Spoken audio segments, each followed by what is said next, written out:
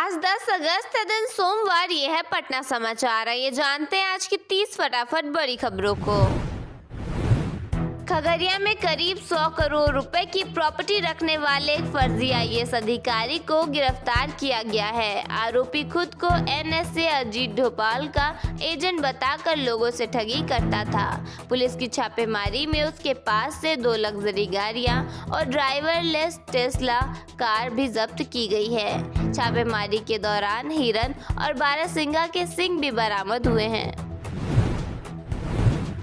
बिहार की शिक्षा व्यवस्था में बड़े बदलाव की तैयारी की जा रही है। पटना में कार्यशाला सह चिंतन शिविर की शुरुआत हुई है, जिसका शुभारंभ मुख्यमंत्री सम्राट चौधरी ने किया है। शिविर में शिक्षा व्यवस्था से जुड़े कई मुद्दों पर चर्चा की जा रही है।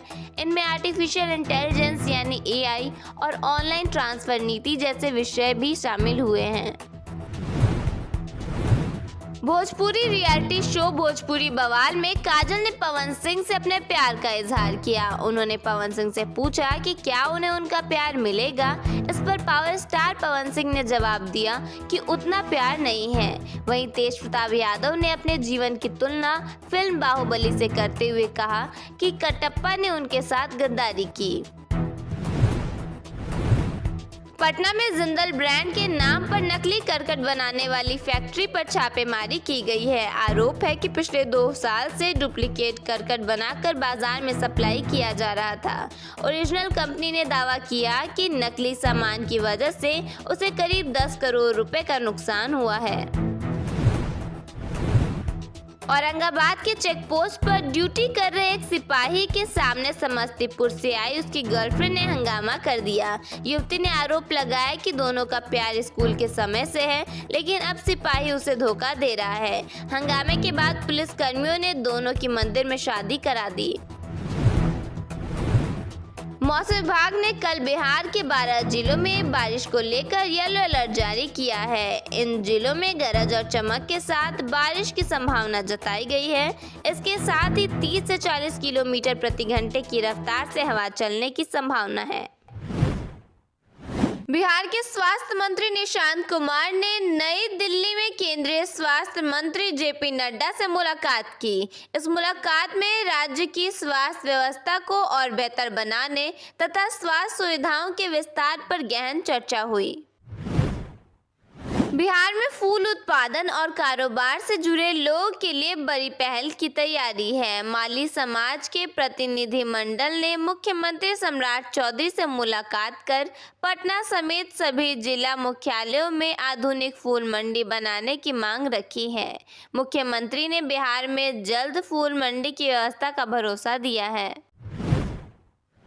पटना में 10 अगस्त को जेपी गोलंबर से कारगिल चौक तक तिरंगा यात्रा के मद्देनजर यात्रा पुलिस ने कई मार्गों पर रूट डाइवर्ट किया है। सुबह 7 बजे से कार्यक्रम की समाप्ति तक कुछ मार्गों पर सामान्य वाहनों का परिचालन पूरी तरह बंद रहेगा।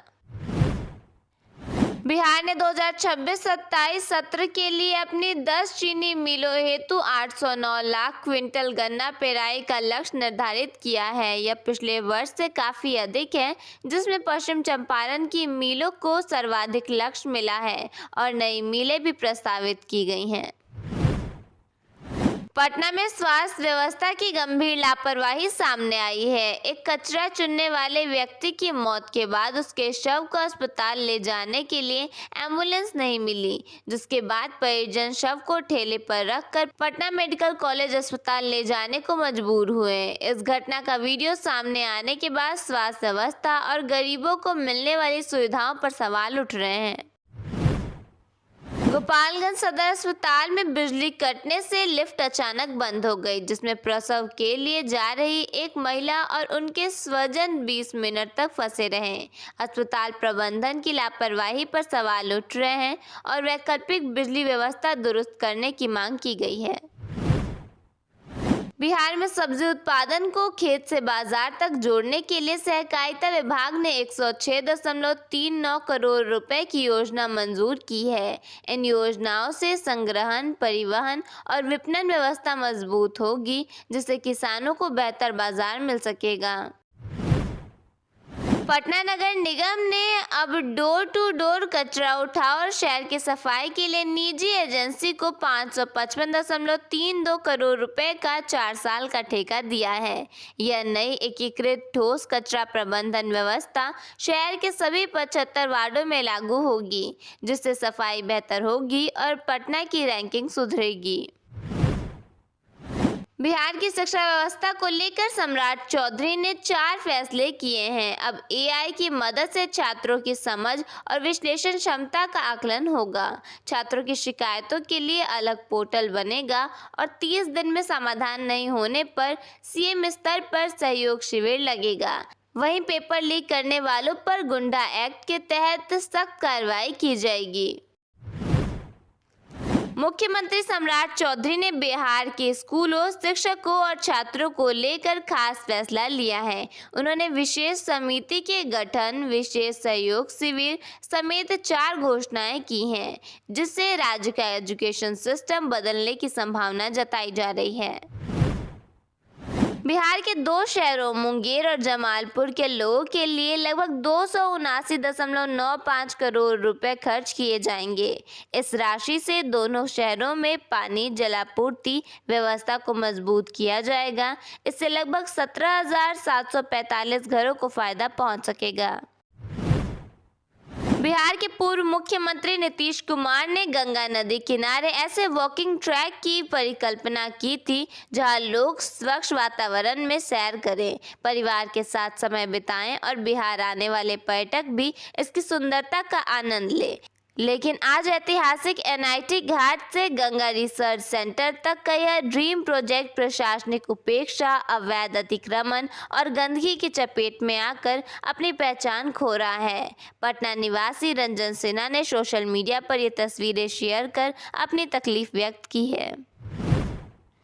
खगड़िया के जमालपुर बाजार में कथित फर्जी आईएएस मनीष कुमार गुप्ता के घर पर पुलिस ने बड़ी छापेमारी की है। उसके घर से भारत सरकार लिखी 2 वीआईपी गाड़ियां, 2 credit card, 80 debit card, VIP पास और 12 सिंघा के सींग बरामद हुए हैं। श्रावणी मेले के दौरान ट्रेनों में उमड़ने वाली भीड़ को देखते हुए कई स्पेशल ट्रेनें चलाने का फैसला लिया जा रहा है। ऐसे में दानापुर और भागलपुर के बीच भी स्पेशल ट्रेन चलाई जाएगी। यह ट्रेन 16 कोच वाली होगी। पटना सिटी के खाजे कला कंगन घाट इलाके में 290 मकानों पर बुलडोजर चलने का खतरा मंडरा रहा है। प्रशासन द्वारा नोटिस जारी करने के बाद स्थानीय लोगों ने भारी आक्रोश दिखाया है। दशकों से रह रहे लोग अचानक बेघर होने की कगार पर हैं। प्रदर्शन कर रहे लोगों का कहना है कि जब वे यहां बस रहे थे तब किसी ने उन्हें क्यों नहीं रोका। अब अचानक उन्हें अवैध बताकर घर तोड़ने की बात क्यों कही जा रही है। मधुबनी जिले के बेनीपट्टी में एक भीषण सड़क हादसा हुआ है। जगदम्बा पेट्रोल पंप के पास मॉर्निंग वॉक कर रही 3 महिलाओं को एक तेज रफ्तार स्कॉर्पियो ने कुचल दिया, जिससे तीनों की मौके पर ही दर्दनाक मौत हो गई। इस घटना के बाद इलाके में आक्रोश और मातम का माहौल बना हुआ है।